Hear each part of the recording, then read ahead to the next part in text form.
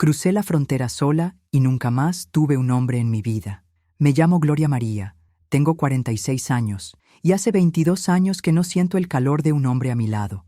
No por falta de ganas, no por ser fea o amargada, sino porque el día que crucé esa frontera sola, con 24 años y el corazón roto en 1000 pedazos, algo dentro de mí se cerró para siempre. Y lo que voy a contarles no es una historia bonita, no tiene ese final feliz que todos esperan. Es simplemente lo que pasó, lo que viví y lo que sigo viviendo cada día que despierto en este país que me dio todo y me quitó todo al mismo tiempo.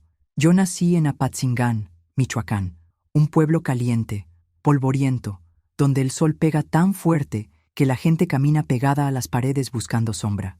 Mi papá tenía una parcela pequeña donde sembraba maíz y calabaza, y mi mamá vendía tamales en el mercado los domingos. Éramos 6 hermanos, y yo era la tercera.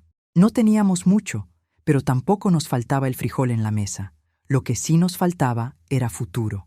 Cuando terminé la secundaria, a los 15 años, mi papá me dijo que ya no había dinero para mandarme a estudiar, que las mujeres de todas formas se casan y tienen hijos, que para qué gastar en más escuela. No lo dijo con maldad, lo dijo porque así pensaba, así le habían enseñado. Entonces empecé a trabajar en una tienda de ropa del centro, doblando pantalones y atendiendo clientas que me trataban como si fuera invisible. Ganaba una miseria, pero me gustaba tener mi propio dinero, comprarme mis propias cosas. Fue ahí donde conocí a Rubén. Él tenía 28 años, trabajaba en una refaccionaria y cada vez que pasaba frente a la tienda se quedaba mirándome. Al principio me daba pena, pero después empezó a entrar a preguntar por camisas que nunca compraba, solo para hablar conmigo. Era guapo, o al menos a mí me lo parecía. Alto, moreno, con esos ojos que te miran como si fueras la única mujer en el mundo. Empezamos a salir a escondidas, porque mi papá era muy estricto. Nos veíamos en la plaza, caminábamos por las calles polvorientas mientras él me contaba sus planes. Quería poner su propio negocio, quería una casa grande, quería darme una vida mejor. Yo le creía cada palabra. A los 18 años me pidió que me fuera a vivir con él. Mi papá casi me mata cuando se enteró. Me dijo que era una descarada, que había manchado el nombre de la familia. Pero yo ya no quería vivir en esa casa chiquita donde dormíamos 3 hermanas en la misma cama, donde nunca había privacidad ni paz. Así que agarré mis cosas, que no eran muchas, y me fui con Rubén. Los primeros meses fueron bonitos, no voy a mentir. Rentamos un cuartito cerca del centro, con paredes tan delgadas que escuchábamos cuando los vecinos peleaban o hacían el amor. Pero era nuestro. Yo seguía trabajando en la tienda y Rubén en la refaccionaria. Por las noches cocinábamos juntos, nos acostábamos temprano porque teníamos que madrugar, y los domingos íbamos al mercado a comprar fruta y a tomarnos una nieve. Yo pensaba que así sería mi vida, sencilla pero tranquila. Pero las cosas empezaron a cambiar cuando Rubén perdió su trabajo. La refaccionaria cerró porque el dueño se metió en problemas con unos tipos peligrosos. Y de un día para otro, Rubén se quedó sin nada.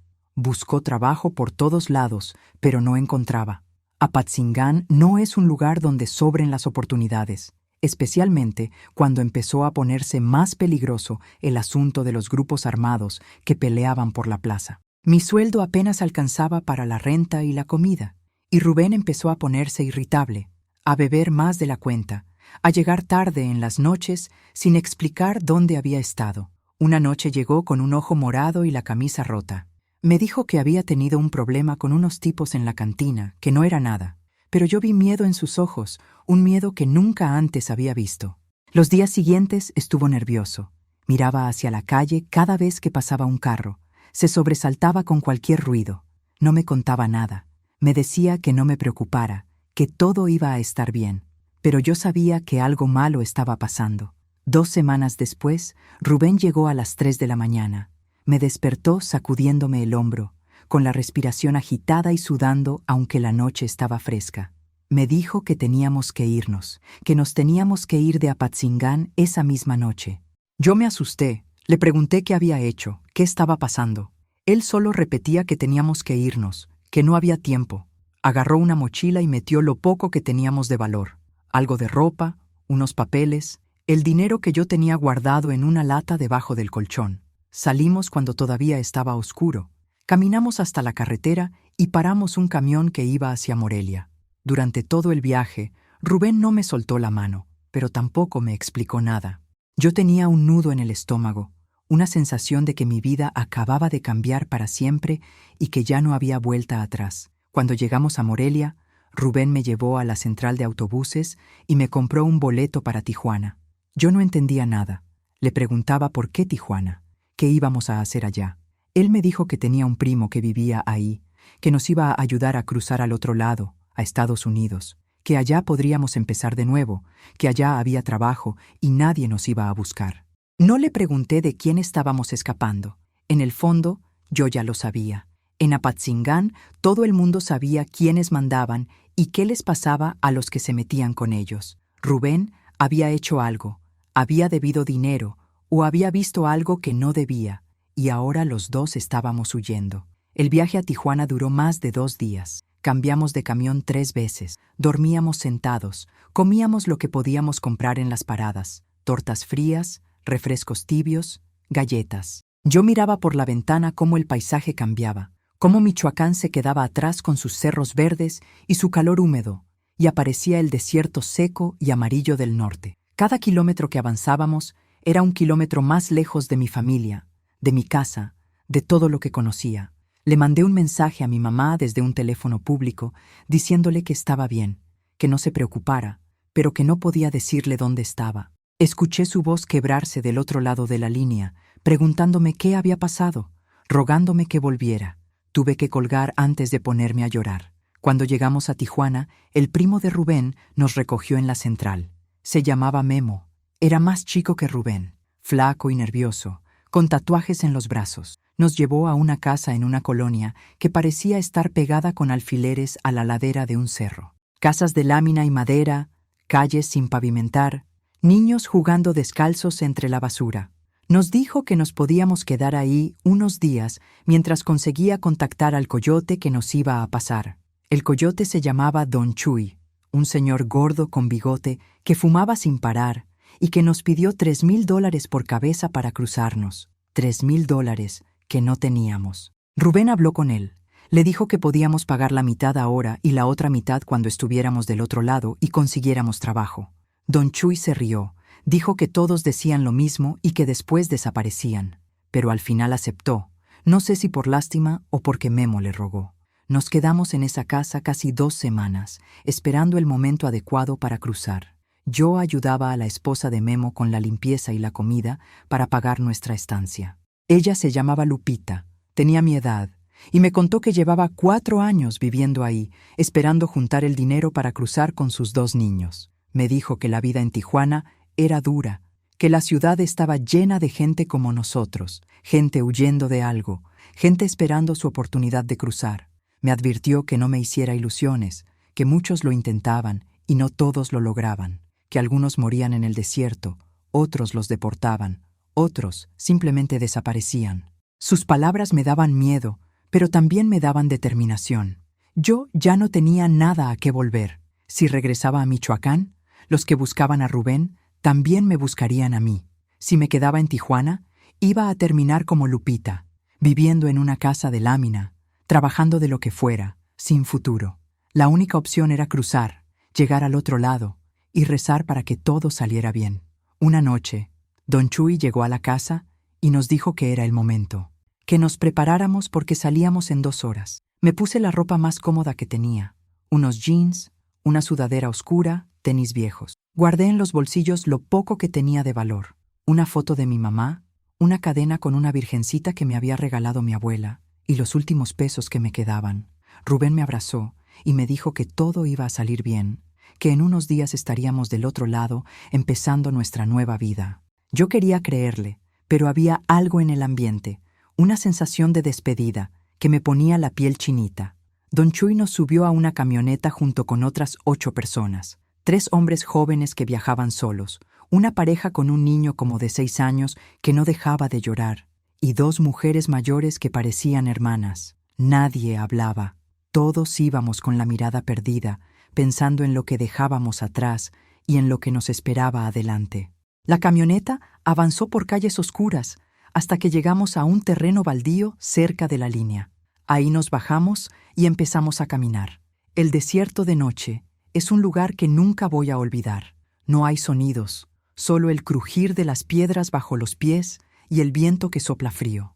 El cielo estaba lleno de estrellas, más estrellas de las que había visto en mi vida, pero esa belleza no quitaba el miedo.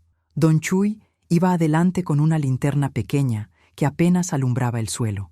Nos dijo que no hiciéramos ruido, que no prendiéramos celulares, que lo siguiéramos en fila. Caminamos durante horas. Mis piernas ardían. Tenía sed aunque me había tomado toda el agua que llevaba en la mochila, y el frío me calaba hasta los huesos. En un momento, Don Chuy levantó la mano, y todos nos tiramos al suelo. A lo lejos se veían las luces de una patrulla. Nos quedamos ahí, tirados entre las rocas y los matorrales, sin movernos, apenas respirando. El niño empezó a llorar, y su mamá le tapó la boca con la mano, susurrándole que se callara, que por favor se callara. Los minutos pasaban eternos. La patrulla se movía despacio, alumbrando con sus reflectores el terreno. Yo sentía el corazón latiéndome tan fuerte que pensé que me iba a delatar. Rubén me apretaba la mano con tanta fuerza que me lastimaba, pero yo no dije nada. Finalmente, la patrulla se fue. Don Chuy esperó unos minutos más y luego nos hizo señas de que siguiéramos. Seguimos caminando, subiendo cerros, bajando hondonadas, tropezándonos con piedras que no veíamos en la oscuridad. Una de las mujeres mayores se cayó y se torció el tobillo. Se quedó sentada en el suelo, llorando bajito, diciendo que no podía seguir. Don Chuy le dijo que se levantara, que si se quedaba ahí, se iba a morir. Entre dos de los hombres jóvenes la ayudaron a pararse y siguió caminando, cojeando, mordiéndose los labios para no gritar de dolor. Cuando empezaba a amanecer, Don Chuy nos dijo que ya estábamos del otro lado, que ya estábamos en Estados Unidos. Yo miré alrededor y no vi ninguna diferencia. El mismo desierto, las mismas piedras, el mismo cielo. Pero Don Chuy dijo que teníamos que seguir caminando hasta llegar a un punto donde nos iba a recoger otra camioneta. Caminamos 2 horas más bajo el sol que empezaba a calentar. Yo ya no sentía las piernas. Tenía los labios partidos de la sed y solo quería tirarme al suelo y dormir. Por fin llegamos a una carretera. Don Chuy nos hizo escondernos detrás de unas rocas mientras él hacía una llamada. Media hora después llegó una camioneta blanca. El conductor era un gringo que no nos miró a los ojos. Nos subimos todos apretados en la parte de atrás, que tenía las ventanas polarizadas. El calor ahí adentro era insoportable. El niño vomitó y el olor hizo que otros también sintieran náuseas. Yo cerré los ojos y traté de no pensar, solo de aguantar.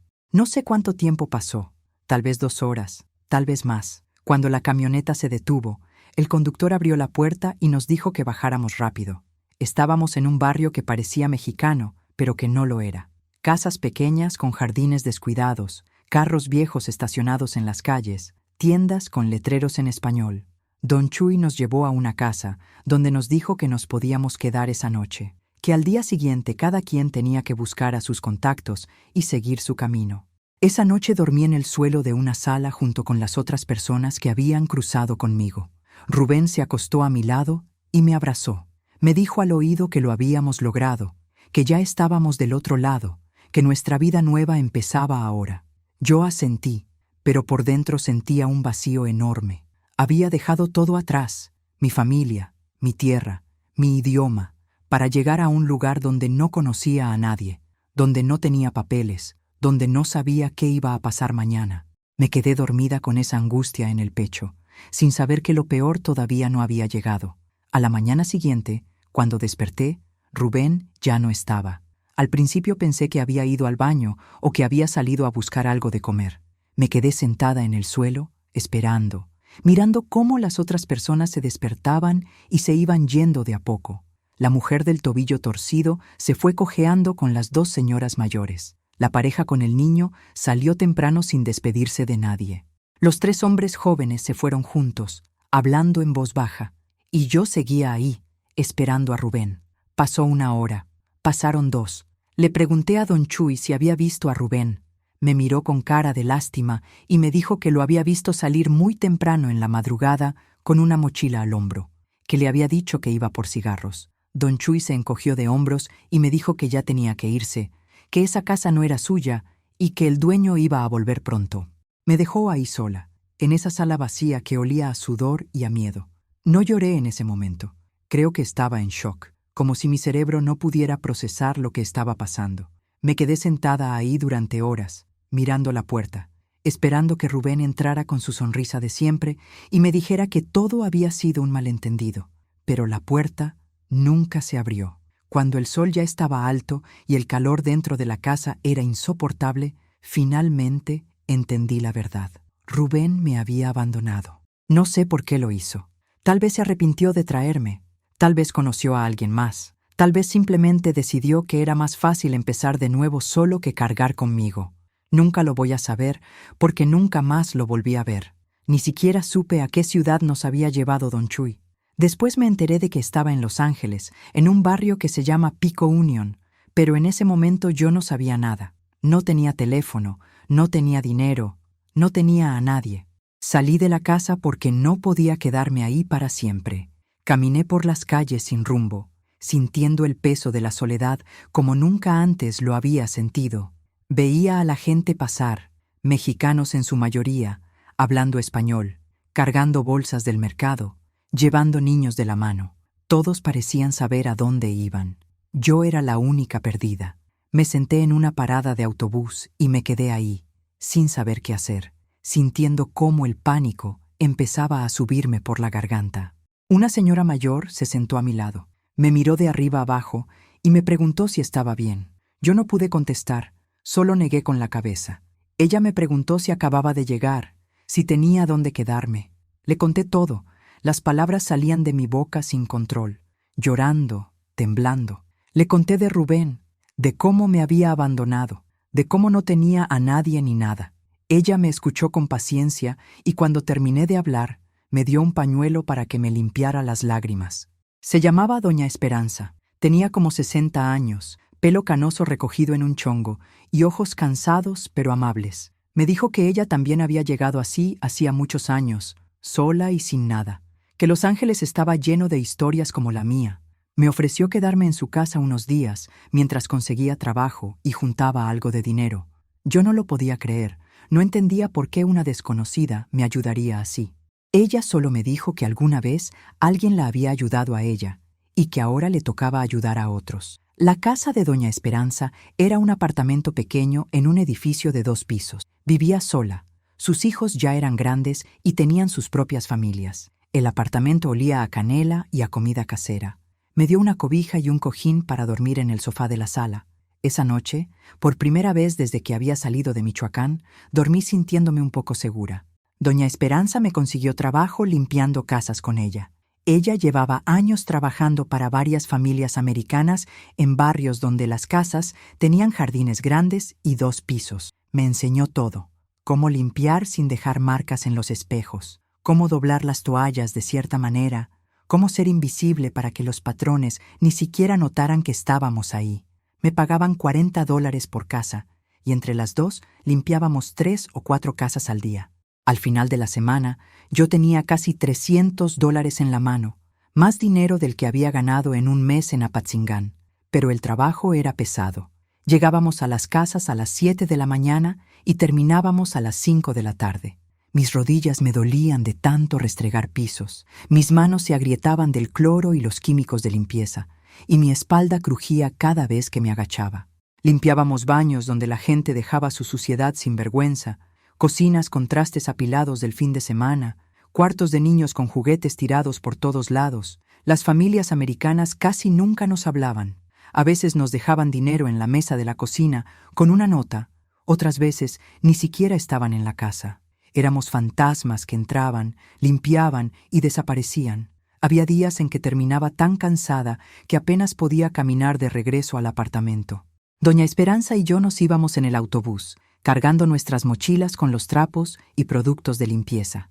El autobús siempre estaba lleno de gente como nosotras, latinos cansados volviendo a casa después de trabajos que nadie más quería hacer.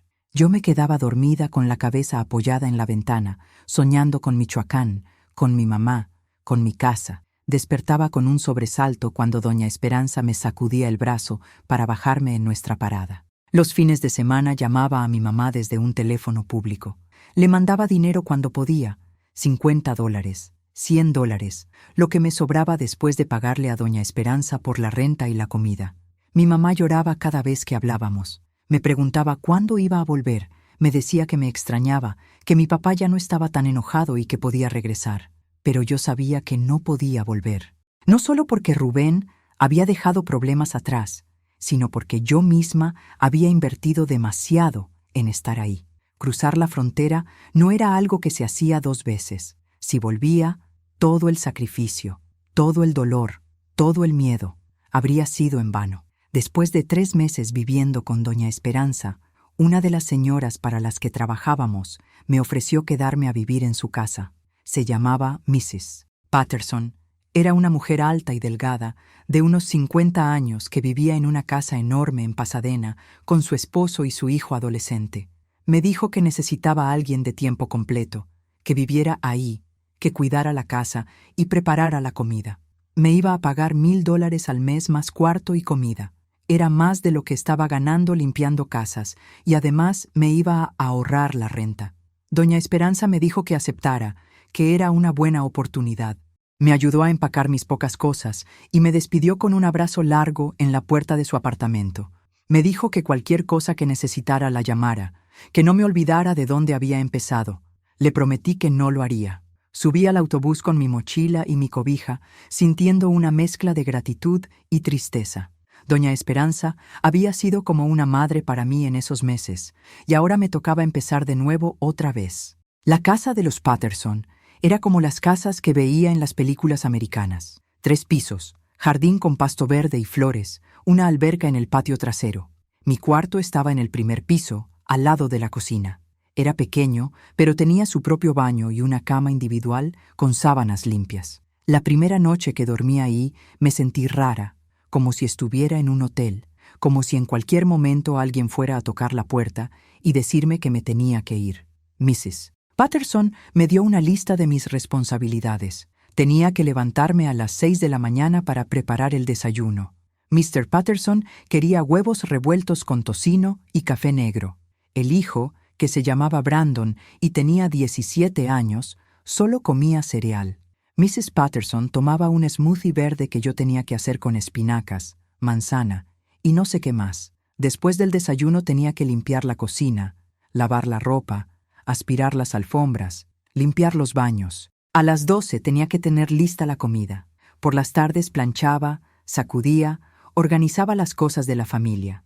A las 7 preparaba la cena. Después de la cena limpiaba todo y me podía ir a mi cuarto.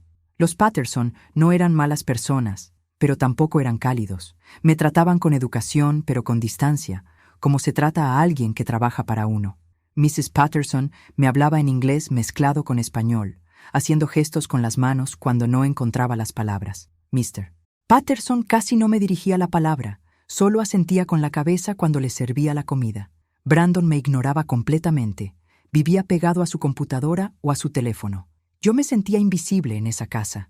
Limpiaba sus baños, lavaba su ropa íntima, preparaba su comida, pero para ellos yo no era una persona real con sentimientos y una historia.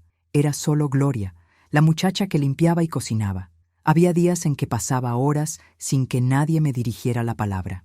Trabajaba en silencio, comía sola en mi cuarto, y por las noches me quedaba dormida viendo telenovelas mexicanas en un televisor viejo que tenía en mi cuarto. La soledad era como un peso en el pecho que nunca se iba. Extrañaba tener con quién platicar, reírme, compartir el día. Extrañaba el calor de Michoacán, el ruido de mi casa llena de hermanos, los domingos en el mercado con mi mamá. Aquí todo era silencio y frialdad. Los Patterson vivían en la misma casa, pero cada quien en su mundo. Solo se juntaban para comer y casi no hablaban entre ellos. Yo no entendía cómo podían vivir así, tan cerca pero tan lejos. Un día, Mrs. Patterson me preguntó si tenía novio. Estábamos en la cocina, yo estaba cortando verduras para la ensalada y ella estaba revisando su teléfono. La pregunta me tomó por sorpresa. Le dije que no, que había tenido uno pero que me había dejado. Ella levantó la vista del teléfono y me miró con algo que parecía curiosidad. Me preguntó cuánto tiempo había estado sola. Le dije que casi 1 año. Ella hizo una mueca y dijo algo en inglés que no entendí completamente, pero que sonaba como que era demasiado tiempo para una mujer joven estar sola. Sus palabras se me quedaron dando vueltas en la cabeza. Era cierto, tenía 25 años y estaba sola. Desde que Rubén me había abandonado, no había vuelto a estar con ningún hombre. No por falta de oportunidades, porque había hombres en el autobús, en las tiendas, en la iglesia donde iba los domingos, que me miraban con interés, pero algo dentro de mí se había cerrado. No confiaba en nadie. No quería volver a sentir lo que había sentido cuando desperté, y Rubén no estaba. Era más fácil estar sola que arriesgarme a que me volvieran a abandonar. Los domingos eran mi único día libre. Mrs. Patterson me dejaba salir después del desayuno y tenía que estar de vuelta antes de las 8 de la noche. Yo aprovechaba para ir a misa en una iglesia mexicana que estaba cerca. La iglesia estaba siempre llena de familias latinas. El padre daba la misa en español y después de misa la gente se quedaba platicando en el atrio. Era el único momento de la semana en que me sentía menos sola, rodeada de gente que hablaba mi idioma, que entendía mi vida. Ahí conocí a Estela. Era una mujer de mi edad, de Oaxaca, que trabajaba cuidando a una señora mayor. Nos hicimos amigas rápido, teníamos mucho en común. Ella también había cruzado sola, también había sido abandonada por su novio, también trabajaba de sol a sol sin papeles. Los domingos después de misa nos íbamos a tomar un café a una cafetería donde vendían pan dulce y tamales. Hablábamos de nuestras vidas, de nuestras familias, de lo difícil que era estar lejos de casa. Estela me entendía de una manera que nadie más lo hacía. Un domingo, Estela me dijo que conocía a un hombre que quería conocerme. Se llamaba Mario, tenía 30 años, era de Puebla y trabajaba en construcción. Yo le dije que no estaba interesada, que no quería saber nada de hombres, pero ella insistió. Me dijo que Mario era buena persona, que llevaba años viviendo aquí y que tenía sus papeles en orden, que incluso tenía una casa propia. Me dijo que al menos lo conociera, que no perdía nada con platicar con él.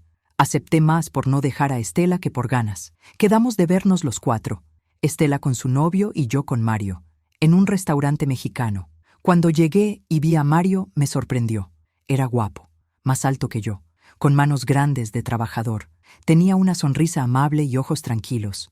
Durante la cena me hizo preguntas sobre mí, de dónde era, cuánto tiempo llevaba aquí, qué me gustaba hacer. Yo contestaba con monosílabos, todavía desconfiada, pero él no se desanimaba. Después de esa cena, Mario me empezó a buscar. Me llamaba al teléfono de la casa de los Patterson. Me mandaba mensajes cuando conseguí mi primer celular. Me invitaba a salir los domingos, al cine, a caminar por el parque, a comer. Al principio yo siempre ponía excusas. Le decía que estaba cansada, que tenía que hacer mandados, pero él era persistente, sin ser pesado. Había algo en su manera de ser que me hacía sentir tranquila. No era intenso como Rubén, no me prometía cosas imposibles, no trataba de impresionarme. Solo quería pasar tiempo conmigo. Después de 2 meses, acepté ser su novia. No porque estuviera enamorada, sino porque me hacía sentir menos sola. Mario era bueno conmigo, me trataba con respeto, me escuchaba cuando hablaba. Los domingos nos veíamos y él me llevaba a lugares bonitos, me compraba regalos pequeños, me decía que era bonita.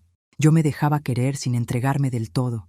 Había una parte de mí que seguía cerrada, que no se animaba a confiar completamente. A los 3 meses de ser novios, Mario me dijo que me amaba. Estábamos sentados en su carro afuera de la casa de los Patterson. Ya era de noche y yo tenía que entrar. Me tomó la mano y me lo dijo, así de simple, sin dramatismo. Yo no supe qué contestar.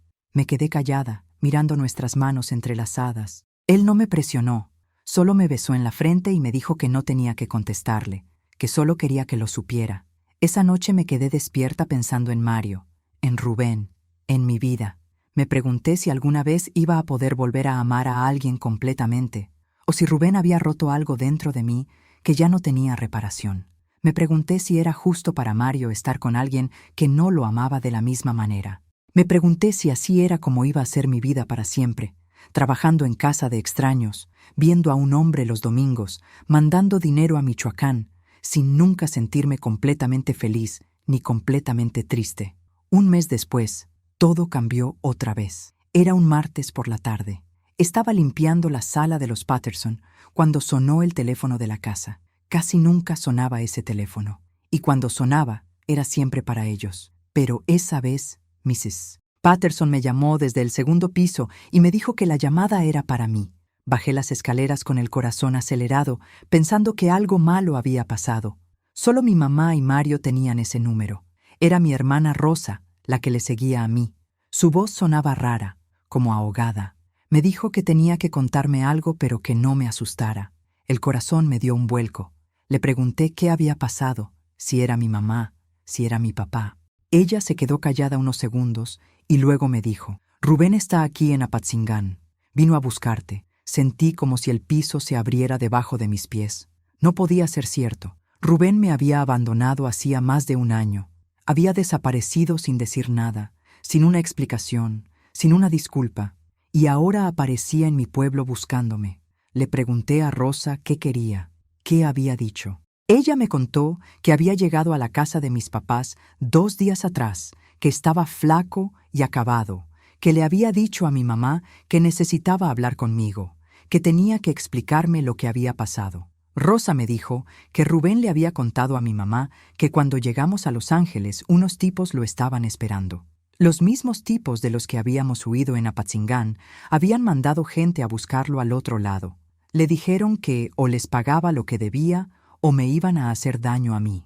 Rubén se fue esa madrugada para protegerme, para que yo no estuviera cerca cuando ajustaran cuentas con él. Estuvo meses escondido, trabajando en lo que podía, juntando dinero para pagarles. Cuando finalmente les pagó, regresó a buscarme, pero yo ya no estaba en la casa de Don Chuy. Nadie sabía dónde encontrarme. Escuchaba las palabras de mi hermana, pero no podía procesarlas. Parte de mí quería creer la historia de Rubén. Quería pensar que me había dejado para protegerme y no porque se hubiera cansado de mí. Pero otra parte, la parte que había sufrido tanto, que había llorado tanto, que había trabajado tanto para salir adelante sola, no le creía nada. Le dije a Rosa que no quería saber nada de Rubén, que le dijera que yo ya no existía para él, que siguiera con su vida y me dejara seguir con la mía. Rosa suspiró del otro lado de la línea. Me dijo que Rubén le había dado un número de teléfono por si yo quería hablar con él. Yo le dije que no lo quería. Colgué el teléfono temblando, con lágrimas que no sabía si eran de rabia o de tristeza. Mrs. Patterson bajó las escaleras y me preguntó si todo estaba bien. Le dije que sí, que era solo un problema familiar, nada grave. Ella asintió y subió de nuevo. Yo me quedé ahí parada en el pasillo, sintiendo que mi vida, que apenas empezaba a estabilizarse, se volvía a tambalear. Esa noche no pude dormir. Le daba vueltas y vueltas a todo. Si Rubén decía la verdad, entonces había sufrido por protegerme. Si mentía, entonces era todavía peor, porque ahora venía a manipularme con una historia inventada. No sabía qué pensar, qué sentir. A las 3 de la mañana agarré el papelito donde había anotado el número que Rosa me había dado. Me quedé mirándolo durante 1 hora, debatiéndome entre romperlo o marcarlo. Finalmente, marqué. El teléfono sonó 4 veces antes de que alguien contestara. Era la voz de Rubén, ronca de sueño. Dijo bueno con ese acento que conocía tan bien. Yo me quedé callada, sin saber qué decir. Él repitió, bueno, ahora más despierto. Entonces hablé. Solo dije su nombre, Rubén. Hubo un silencio largo y luego escuché cómo se le quebraba la voz. Gloria, dijo. Gloria, mi amor. Por fin. Hablamos durante 2 horas. Él me contó todo, con detalles, con lágrimas. Me dijo que lo sentía, que había querido buscarme antes, pero no sabía cómo, que nunca dejó de pensar en mí. Me dijo que quería que le diera otra oportunidad, que ahora sí podíamos estar juntos sin miedo, que él también estaba viviendo en Los Ángeles, trabajando en una fábrica. Me dio una dirección y me rogó que nos viéramos. Yo no le prometí nada. Le dije que tenía que pensarlo, que no podía simplemente olvidar lo que había pasado. Él entendió. Me dijo que esperaría lo que fuera necesario. Colgamos cuando ya estaba amaneciendo. Yo me quedé acostada en mi cama, mirando el techo, sintiéndome más confundida que nunca. El domingo le conté todo a Estela. Ella me escuchó sin interrumpir, y cuando terminé me dijo algo que nunca voy a olvidar. Gloria, tú ya no eres la misma muchacha que cruzó la frontera hace 1 año. Ya no necesitas a Rubén. Tienes trabajo, tienes amigos, tienes a Mario. No dejes que alguien que te abandonó venga a revolver tu vida otra vez. Tenía razón. Yo ya no era la misma. Había aprendido a sobrevivir sola, a trabajar duro, a no depender de nadie. pero había algo en mí que todavía extrañaba a Rubén, que todavía recordaba los buenos momentos, que todavía quería creer que su historia era verdad. Le dije a Estela que solo iba a verlo una vez para cerrar ese capítulo de mi vida. Nada más. Esa semana le pedí permiso a Mrs. Patterson para salir un miércoles por la tarde, que tenía que hacer unos trámites importantes. Ella aceptó. Tomé 2 autobuses para llegar a la dirección que Rubén me había dado. Era un edificio viejo en un barrio industrial, con escaleras de metal por fuera. Subí hasta el 3er piso con las piernas temblando. Toqué la puerta del apartamento 203. Rubén abrió la puerta y nos quedamos mirando unos segundos sin decir nada. Se veía diferente, más delgado, con ojeras, con algunas canas que antes no tenía, pero seguía siendo él. Me invitó a pasar. El apartamento era pequeño, un estudio con una cama, una cocineta y un baño. Estaba limpio pero triste, como un lugar donde alguien solo duerme pero no vive. Nos sentamos en la cama porque no había sillas. Empezó a hablar, a repetir todo lo que ya me había dicho por teléfono. Pero ahora viéndolo a los ojos era diferente. Vi su dolor, su arrepentimiento, su desesperación. Me tomó las manos y me suplicó que lo perdonara, que le diera otra oportunidad. Yo sentía el pecho apretado, quería creerle, quería abrazarlo y decirle que sí, que podíamos intentarlo de nuevo. Pero entonces pensé en Mario. Mario que me había tratado bien desde el primer día, que me había esperado pacientemente, que me había dicho que me amaba sin pedir nada a cambio. Y pensé en mí misma, en todo lo que había luchado para salir adelante. Le dije a Rubén que lo perdonaba, que entendía por qué había hecho lo que había hecho, pero que ya era tarde, que ya no éramos las mismas personas, que yo había seguido adelante con mi vida. Él lloró. No vi llorar a un hombre así nunca en mi vida. Me abrazó y me dijo que me amaba, que siempre me iba a amar, que sin mí su vida no tenía sentido. Yo también lloré, abrazada a él, sintiendo que estaba cerrando una puerta que tal vez nunca debí abrir. Nos quedamos así mucho tiempo, abrazados, llorando, despidiéndonos en silencio. Cuando me fui, no volteé atrás. Bajé las escaleras de metal, caminé hasta la parada del autobús y regresé a la casa de los Patterson, sintiendo un vacío enorme pero también una extraña paz. Había cerrado ese capítulo. Rubén ya era parte de mi pasado. El siguiente domingo vi a Mario. Le conté todo, porque sentía que se lo debía. Él me escuchó sin interrumpir, sin juzgar. Cuando terminé me preguntó si todavía amaba a Rubén. Le dije la verdad, que una parte de mí siempre lo iba a amar, porque fue mi primer amor, porque vivimos cosas muy intensas juntos, pero que eso no significaba que quisiera estar con él. Mario asintió y me dijo algo que nunca voy a olvidar. El amor no es solo sentimiento, Gloria, es decisión. Tú decides a quién le das tu vida. Tenía razón. Y yo decidí que quería intentar construir algo con él. No iba a ser un amor de película. No iba a ser esa pasión loca que había sentido con Rubén. Pero iba a ser algo real, algo estable, algo que no me iba a destruir. Durante los siguientes meses, Mario y yo nos hicimos más cercanos. Empecé a quedarme a dormir en su casa los sábados. Era una casita pequeña en un barrio latino, con 2 cuartos y un patio chiquito. Pero era suya, la había comprado con años de trabajo y sacrificio. Me gustaba estar ahí, cocinar en su cocina, ver televisión en su sala, dormir en su cama. Por primera vez desde que había llegado a Estados Unidos, me sentía como si tuviera un hogar. Mario me trató siempre con respeto. Nunca me presionó para tener relaciones cuando yo no estaba lista. Esperó pacientemente hasta que una noche, 6 meses después de empezar a salir, yo me sentí preparada. Fue diferente a como había sido con Rubén. No hubo esa urgencia desesperada, ese fuego que te consume. Fue tranquilo, dulce, seguro. Después nos quedamos acostados en la oscuridad, y yo me sentí agradecida de haber encontrado a alguien como él. Un año después, Mario me pidió que me casara con él. No fue una propuesta dramática con anillo y rodilla en el piso. Estábamos desayunando un domingo cuando me lo preguntó. Así nomás, como quien pregunta ¿qué quieres comer? Yo me quedé callada, con el tenedor a medio camino de la boca. Él siguió hablando. Me dijo que me amaba, que quería hacer una vida conmigo, que con el matrimonio yo podía arreglar mis papeles y tener una vida más tranquila. Los papeles. Esa era la parte práctica.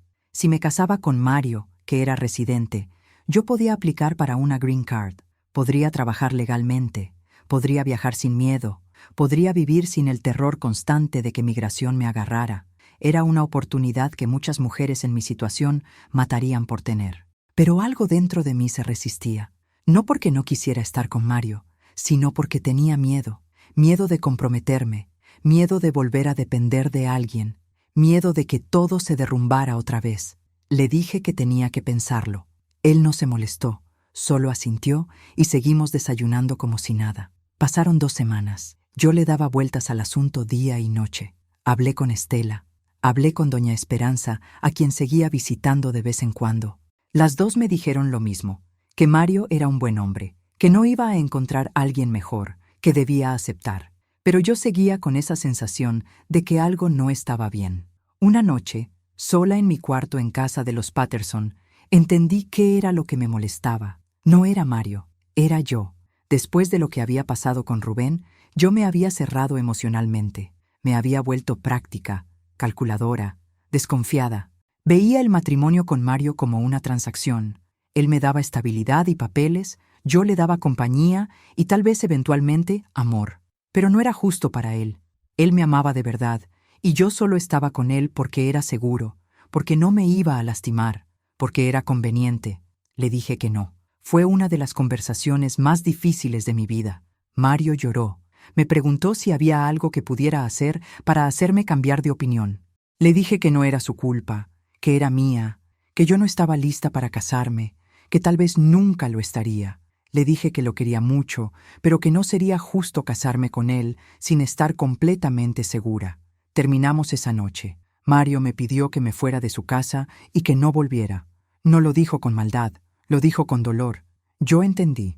Agarré mis cosas y me fui sintiendo que acababa de cometer el error más grande de mi vida, pero también que había sido honesta por primera vez en mucho tiempo. Los meses siguientes fueron oscuros. Extrañaba a Mario más de lo que pensé que lo extrañaría. Extrañaba su casa, su tranquilidad, su manera de hacerme sentir segura. Me di cuenta, demasiado tarde, de que sí lo amaba, pero ya había tomado mi decisión y no había vuelta atrás. Un día Estela me contó que Mario estaba saliendo con otra mujer. Una muchacha de Jalisco que trabajaba en una panadería. Se me partió el corazón, pero no tenía derecho a estar celosa. Yo lo había dejado. Él tenía derecho a rehacer su vida. 6 meses después, Estela me dijo que Mario se iba a casar con la muchacha de Jalisco. La boda iba a ser en 2 semanas. No me invitó, obviamente, pero el día de su boda yo me quedé en mi cuarto llorando, pensando en lo que pudo haber sido y nunca fue. Y así pasaron los años. Seguí trabajando con los Patterson otros 3 años más. La rutina era siempre la misma: levantarme temprano, preparar desayuno, limpiar, cocinar, dormir. Los días se volvieron semanas, las semanas meses, los meses años. Brandon se graduó de la escuela y se fue a la universidad en otro estado. La casa se volvió más silenciosa, más vacía. Mr. y Mrs. Patterson casi no estaban, siempre ocupados con sus trabajos y sus vidas. Yo era un fantasma que mantenía esa casa funcionando, pero nadie lo notaba. En esos años hubo hombres que se acercaron a mí, compañeros de trabajo de otras casas, hombres en la iglesia, conocidos de Estela que querían presentarme a alguien. Algunos eran buenos hombres, trabajadores, con intenciones serias, pero yo siempre encontraba una excusa para no seguir adelante, que estaba muy ocupada, que no era buen momento, que quería enfocarme en mandar dinero a mi familia. La verdad era que después de Mario, algo dentro de mí se había roto definitivamente. Ya no confiaba en mi capacidad de elegir bien, ya no creía que mereciera ser feliz con alguien. Estela se casó con su novio y tuvo 2 niños. Los domingos después de misa me los traía para que los conociera. Bebés gorditos con cachetes que daba gusto apretar. Ella me decía que yo también debería tener hijos, que todavía estaba a tiempo, que no dejara pasar los años. Yo solo sonreía y cambiaba el tema. Nunca le dije que la idea de tener hijos con alguien me aterraba, que no podía imaginarme siendo madre cuando mi propia vida se sentía tan inestable, tan incompleta. Cuando cumplí 30 años, me di cuenta de que llevaba 6 años sin estar con un hombre. 6 años durmiendo sola, comiendo sola, viviendo sola. Al principio, la soledad dolía como una herida abierta, pero con el tiempo me acostumbré. Era más fácil estar sola que arriesgarme a que me volvieran a lastimar. La soledad era predecible, segura, controlable. Un día, Mrs. Patterson me dijo que se iban a mudar a San Francisco porque Mr. Patterson había conseguido un trabajo mejor, que la casa la iban a vender. Me ofreció irme con ellos, pero el sueldo iba a ser el mismo y yo tendría que empezar de nuevo en una ciudad que no conocía. Le agradecí, pero le dije que no, que me iba a quedar en Los Ángeles. Así que a los 31 años me encontré otra vez sin trabajo y sin lugar donde vivir. Doña Esperanza ya había fallecido 2 años atrás, de un infarto que se la llevó mientras dormía. Estela me ofreció quedarme con ella y su familia, pero yo no quería ser una carga.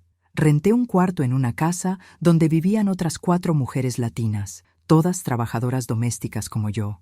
Compartíamos la cocina y el baño, y cada una tenía su cuarto pequeño con una cama y un closet. Conseguí trabajo limpiando oficinas por las noches. Una compañía que tenía el contrato de limpiar varios edificios en el downtown. Entraba a las 10 de la noche y salía a las 6 de la mañana. El trabajo era pesado. Tenía que limpiar baños, aspirar alfombras, vaciar basureros, trapear pisos de oficinas enormes. Pero pagaban un poco mejor que las casas, y además no tenía que lidiar con patrones que me trataran como invisible. La vida nocturna era extraña. Salía de mi cuarto cuando ya estaba oscuro. Tomaba el autobús lleno de gente que también trabajaba de noche. Guardias de seguridad, enfermeras, trabajadores de fábricas. Limpiaba edificios vacíos donde solo se escuchaba el zumbido de las computadoras y el aire acondicionado. Veía la ciudad por las ventanas, las luces de los carros en las calles, la vida que pasaba mientras yo estaba ahí adentro limpiando la suciedad que otros dejaban. Cuando salía en la mañana, el sol apenas estaba saliendo. Tomaba el autobús de regreso con otras mujeres de limpieza, todas con la misma cara de cansancio, todas con las mismas manos agrietadas por los químicos. Llegaba a mi cuarto, me bañaba y dormía hasta la tarde. Despertaba cuando mis compañeras de casa llegaban de sus trabajos, comía algo rápido y volvía a salir para trabajar. Así pasaron 5 años más, trabajar de noche, dormir de día, existir en una rutina que no me daba tiempo para pensar mucho. Mandaba dinero a mi mamá cada mes. Ella me decía que mis hermanos ya estaban casados, que tenían hijos, que la casa se sentía vacía sin todos nosotros. Me preguntaba cuándo iba a volver, cuándo la iba a visitar. Yo le decía que pronto, sabiendo que era mentira. Sin papeles no podía salir del país porque no podría volver a entrar. En esos años supe por mi hermana Rosa que Rubén se había casado con una muchacha de Apatzingán y que tenían un hijo. La noticia me dolió menos de lo que pensé que me dolería. Era como escuchar de alguien que había conocido hace mucho tiempo en otra vida.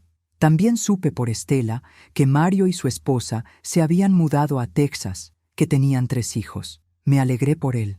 En serio, merecía ser feliz. Cuando cumplí 36 años, una de mis compañeras de cuarto me dijo que me veía cansada, acabada, que tenía que cuidarme, que el trabajo de noche envejece más rápido. Me miré en el espejo y vi que tenía razón. Tenía canas que antes no estaban, arrugas alrededor de los ojos, la piel más seca, el cuerpo más pesado. Me veía mayor de lo que era, pero más que el físico, era algo en los ojos, una tristeza profunda que ya no se iba, que se había vuelto parte de mí. Empecé a ir al doctor porque me dolían las rodillas y la espalda. Me dijeron que era por el trabajo, por estar de rodillas limpiando, por cargar cosas pesadas. Me dieron pastillas para el dolor y me dijeron que descansara más. Me reí cuando me dijeron eso, descansar más, como si tuviera opción. Si no trabajaba no comía, no pagaba renta, no mandaba dinero a mi familia. Un día, limpiando una oficina en el piso 20 de un edificio del downtown, me quedé parada frente a las ventanas mirando la ciudad. Era una vista hermosa, las luces que se extendían hasta donde alcanzaba la vista, el cielo todavía con restos de naranja del atardecer. Pensé en mi vida, en todo lo que había pasado para llegar ahí. Pensé en la Gloria de 24 años que había cruzado la frontera con miedo, pero con esperanza. Y pensé en la Gloria de 36 años que estaba parada ahí, sola, cansada, sin saber para qué seguía adelante. No estaba deprimida, no quería hacerme daño ni nada de eso. Solo estaba cansada, cansada de trabajar tanto para apenas sobrevivir, cansada de estar sola, cansada de no tener a nadie con quien compartir mi vida. Los años habían pasado tan rápido que no me había dado cuenta de que ya tenía 36 años, de que ya no era joven, de que mi vida se estaba yendo sin que hubiera construido nada verdaderamente mío. Esa noche tomé una decisión. Iba a dejar el trabajo de limpieza nocturna. Iba a buscar algo de día, aunque pagara menos. Necesitaba ver el sol, estar con gente, sentirme viva otra vez. Necesitaba intentar algo diferente antes de que fuera demasiado tarde. Conseguí trabajo en una lavandería. No pagaba tan bien como la limpieza, pero el horario era de 8 de la mañana a 5 de la tarde. Trabajaba planchando ropa, doblando sábanas, atendiendo a los clientes que venían a dejar o recoger su ropa. El calor de las planchas y las secadoras era insoportable, especialmente en el verano, pero al menos veía la luz del día. Los dueños de la lavandería eran una pareja coreana mayor que casi no hablaban español, pero eran buenos, me trataban bien, me daban mi cheque a tiempo cada semana. Había otras 3 mujeres trabajando ahí, todas latinas, todas con historias parecidas a la mía. Nos hicimos amigas, platicábamos mientras trabajábamos, nos contábamos nuestras vidas, nos reíamos de cosas tontas para hacer el día más llevadero. Una de ellas, que se llamaba Carmen y era de Guatemala, me preguntó un día por qué no tenía esposo ni hijos. Le conté mi historia, de Rubén, de Mario, de cómo había decidido que era más fácil estar sola. Ella me escuchó y luego me dijo algo que me dejó pensando. A veces el miedo a sufrir nos hace sufrir más que el sufrimiento mismo. Nos pasamos la vida protegiéndonos de un dolor que tal vez nunca llegue, y en el proceso nos perdemos de todo lo bueno. Tenía razón. Yo me había pasado años protegiéndome, construyendo muros alrededor de mi corazón, manteniendo a todos a distancia. ¿Y qué había ganado? Nada, solo soledad y una vida vacía. Pero ya era tarde. Tenía 38 años. Los hombres de mi edad buscaban mujeres más jóvenes o ya estaban casados, y yo ya no tenía la energía ni las ganas de empezar algo nuevo. Me había acostumbrado a mi soledad, me había acomodado en ella como en un sillón viejo y desgastado pero familiar. Los años siguieron pasando. 40 años, 42, 44. Mi mamá murió cuando yo tenía 43. No pude ir al funeral porque no tenía papeles. Me quedé en mi cuarto llorando, sintiendo la culpa de no haber visto a mi mamá en casi 20 años, de no haber estado ahí cuando me necesitaba. Hablé con mis hermanos por teléfono. Todos lloramos juntos, aunque estuviéramos a miles de kilómetros de distancia. Después de la muerte de mi mamá, algo cambió en mí. Me di cuenta de que la vida era más corta de lo que pensamos, que los años pasan volando, que un día despiertas y eres vieja sin haber hecho nada de lo que realmente querías hacer. Empecé a preguntarme si había valido la pena todo el sacrificio. Había mandado dinero a mi familia durante años, había trabajado hasta quebrarme la espalda, había vivido en un país que nunca me aceptó completamente. ¿Y para qué? Para terminar sola, limpiando la ropa sucia de extraños, viviendo en un cuarto rentado sin nada que fuera verdaderamente mío. No me arrepentía de haber cruzado. En México probablemente hubiera tenido una vida igual de difícil o peor. Pero sí me arrepentía de haberme cerrado al amor, de haber dejado ir a Mario, de haber vivido todos estos años con miedo a volver a confiar en alguien. El miedo me había protegido, pero también me había robado la posibilidad de ser feliz. Ahora tengo 46 años, sigo trabajando en la lavandería, sigo viviendo en el mismo cuarto, sigo sola. Han pasado 22 años desde que un hombre me tocó con amor, desde que alguien me abrazó en la noche, desde que me sentí parte de algo más grande que yo misma. A veces veo parejas en la calle, viejos tomados de la mano, y siento una punzada en el pecho. Eso pude haber sido yo. Pude haber tenido una familia, hijos, nietos. Pude haberle dado una oportunidad a Mario. Pude haber intentado confiar otra vez, pero elegí la soledad porque me pareció más segura. Y ahora es demasiado tarde. No les voy a mentir diciéndoles que estoy en paz con mi vida o que no me arrepiento de nada. Sí me arrepiento. Me arrepiento de haber dejado que el miedo decidiera por mí. Me arrepiento de haber construido muros tan altos que nadie pudo entrar. Me arrepiento de haber desperdiciado años preciosos protegiéndome de un dolor que al final de cuentas llegó de todas formas, solo que de una manera diferente. La soledad duele más de lo que jamás pensé que dolería. Es un dolor constante, sordo, que está ahí cuando despiertas y cuando te duermes. Es llegar a tu cuarto vacío y no tener con quién compartir tu día. Es enfermarte y no tener a nadie que te cuide. Es cumplir años y que nadie lo recuerde. Es darte cuenta de que vas a morir sola, que cuando ya no estés, nadie va a extrañarte realmente. Si pudiera regresar el tiempo, haría muchas cosas diferente. Le daría una oportunidad real a Mario. Buscaría ayuda para sanar mis heridas en lugar de simplemente cubrirlas. Aprendería a confiar otra vez, poco a poco, aunque doliera. No dejaría que el miedo decidiera el curso de mi vida. Pero no puedo regresar el tiempo. Solo puedo seguir adelante, día tras día, planchando ropa, doblando sábanas, viendo cómo los años pasan. Sigo mandando dinero a mis hermanos cuando puedo. Sigo yendo a misa los domingos. Sigo existiendo, que es diferente a vivir. Esta es mi historia. No tiene un final feliz. No tiene una moraleja inspiradora. Es simplemente lo que pasó. Crucé la frontera sola hace 22 años, buscando una vida mejor, y en cierto modo la encontré, al menos materialmente. Pero perdí algo en el camino, algo que ya no puedo recuperar. Perdí la capacidad de amar, de confiar, de abrirme a otro ser humano. Ahora, cuando miro hacia atrás, veo una vida de trabajo duro y sacrificio. Veo decisiones que tomé pensando que me estaba protegiendo, pero que en realidad me estaban condenando a la soledad. Veo oportunidades que dejé pasar por miedo, y veo a esa muchacha de 24 años que cruzó el desierto con esperanza en el corazón, y me da tristeza pensar en todo lo que ella soñaba y en tan poco que logró. No sé cuántos años me quedan.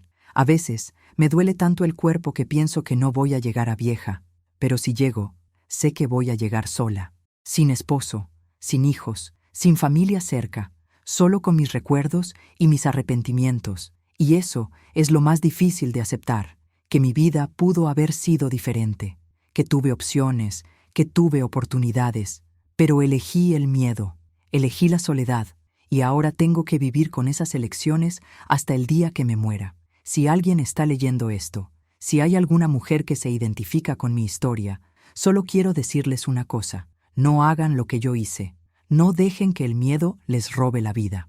No construyan muros tan altos que nadie pueda entrar. Sí, abrirse duele. Confiar es arriesgado. Amar puede terminar en dolor. Pero la soledad también duele, y ese dolor no se termina nunca. Yo crucé la frontera sola y nunca más tuve un hombre en mi vida. No porque no hubiera opciones, sino porque elegí cerrarse. Y ahora, a mis 46 años, cargo con el peso de esa decisión cada día. Es un peso que nadie más puede ver, pero que yo siento en cada momento, especialmente en las noches, cuando el silencio de mi cuarto se vuelve tan pesado que apenas puedo respirar. Esta es mi verdad, esta es mi vida, y la comparto no para que me tengan lástima, sino para que no cometan mis mismos errores, para que si tienen la oportunidad de amar, de confiar, de construir algo con alguien, la tomen, aunque tengan miedo, aunque hayan sufrido antes. Porque créanme, el arrepentimiento de no haberlo intentado duele más que cualquier decepción amorosa. Yo ya no tengo vuelta atrás. Mi vida es lo que es. Pero ustedes, si todavía tienen tiempo, si todavía tienen oportunidades, no las desperdicien. La vida pasa más rápido de lo que creemos. Y cuando nos damos cuenta, ya somos viejos, ya no queda tiempo. Ya solo quedan recuerdos de lo que pudo haber sido y nunca fue. Esa es mi historia. La historia de Gloria María, la muchacha de Apatzingán que cruzó la frontera con esperanzas y terminó viviendo una vida vacía porque tuvo demasiado miedo de volver a sentir.